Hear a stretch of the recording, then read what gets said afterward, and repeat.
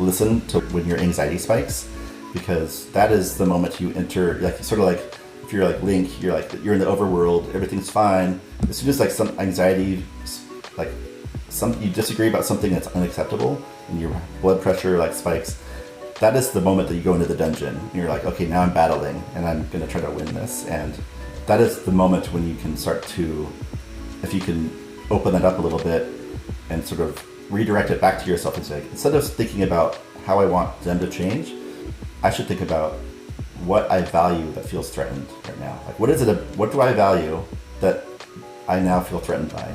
And is that value truly threatened? And how can I communicate to them? Like, do they truly want to hurt that value?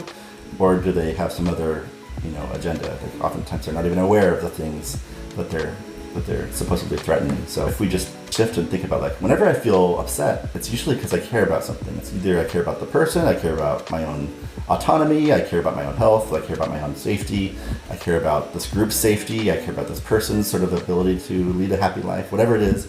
And that brings in warm feelings, it brings in like kindness, and you can use that to connect with a person.